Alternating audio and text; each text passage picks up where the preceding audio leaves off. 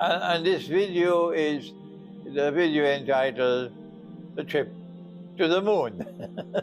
Yes, the trip to the moon. The American Space Agency has just informed us that they have successfully sent, I think, 3 or 4 astronauts on a voyage from the Earth to the moon.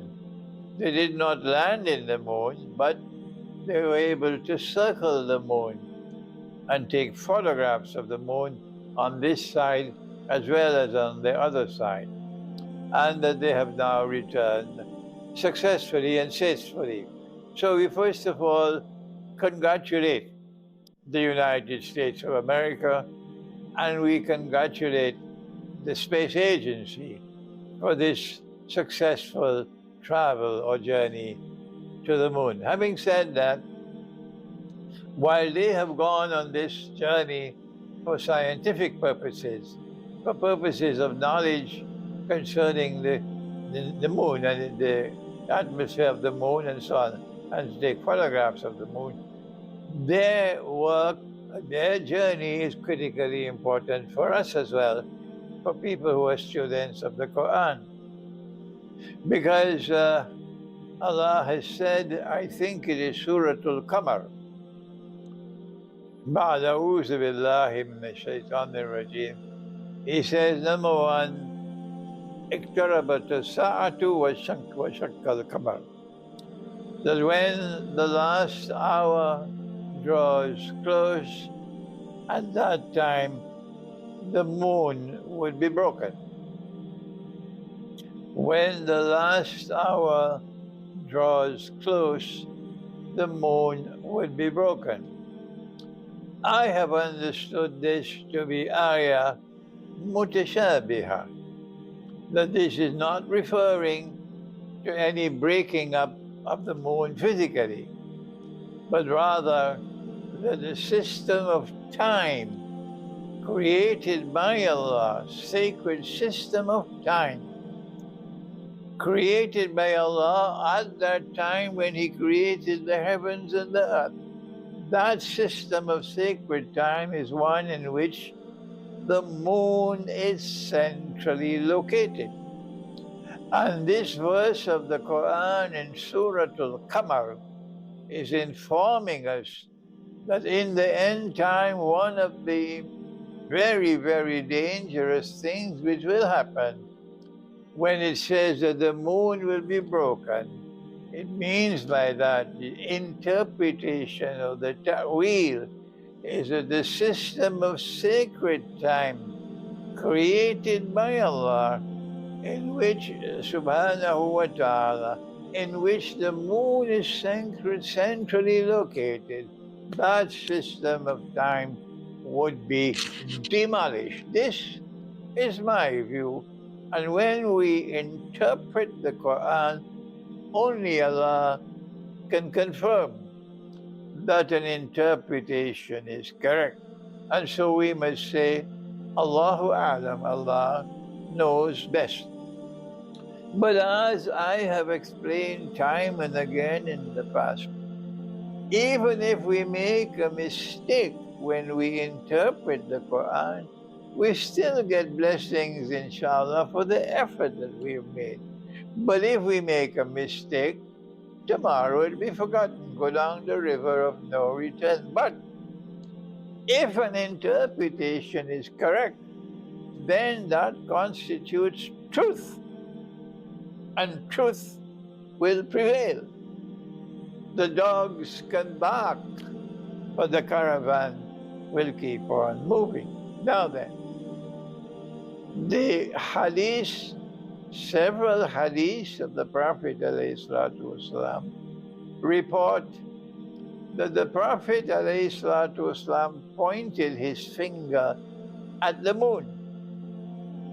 And in consequence of pointing his finger at the moon broke into 2 parts. One part could be seen on the left of a mountain, and the other part was seen on the right side of the mountain. So these two parts were totally and completely severed from each other. And they were thousands and thousands of miles away from each other. And then the two parts came back together. Good now. This is what is in some of the hadiths, and this has been totally and completely accepted by the world of Islam. Illa mashallah, very, very few scholars of Islam have disputed these hadiths, and I am one of them. I am of the opinion, and this is what I've argued in my book on Dajjal's footprints in time. So I'm not going to give you all the arguments with which I started commencing that book, but I'll give you a taste of it. And when you read the book, you'll read all my argument. I said, first of all, this is something very visible in the sky. And so there must be lots and lots of eyewitnesses, not just in Makkah, but elsewhere in Arabia. So Arabian historians who record the history of Arabia would have recorded this event, but there is no such record in history. The only place where we can find any record of this is in these few hadiths. And I find that, therefore, to be mysterious. Number two, not only would the moon, which is broken into two parts and so thousands of miles away from each other, would be visible in Makkah and in Arabia, but also in the surrounding territories, surrounding countries. So not just Arab history will record it, but non-Arab history will also record it. But there is no such record, none.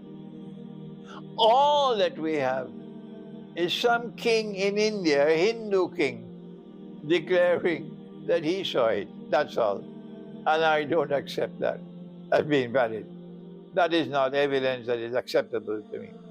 Number two, if the moon was broken into two parts, then there would be a crack that would be visible.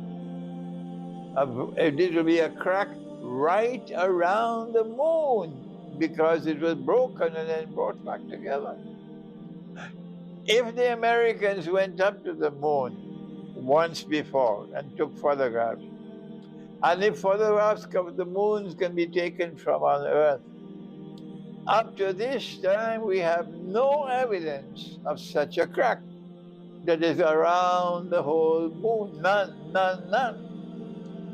If the Americans went up to the moon and they saw a crack all around the moon, but they refused to disclose it, suppose that if some people might say, well, then their credibility will be at stake, because they're not going to be the last to be able to go up to the moon.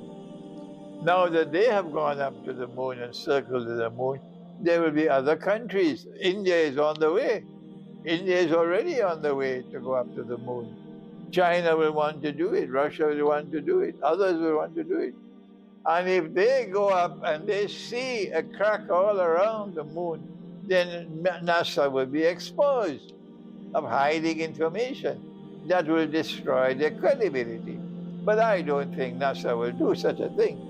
I believe that the Americans have not seen any crack around the moon so far. And that others will go up to the moon and confirm that there is no crack all around the moon, which will confirm that the moon was once broken into two, as was said in those hadiths. If this is what happened, and this crack occurred, the earliest record of the history of the Prophet ﷺ is the one that was written by Ibn Ishaq and finished by his student Ibn Hisham. And in that life of the Prophet ﷺ, written by Ibn Ishaq, there is no mention of the breaking up of the moon into two pieces. How do we explain that? But now, last of all, and most important of all, is this: that if the moon was broken into two pieces, and if the staff of Musa alayhi salam, Moses, became a snake, and if Allah's staff struck the water and the Red Sea parted, it is not a prophet of God who did that. No, it is Allah who did it. That's right. He is the one who did it. It is His power.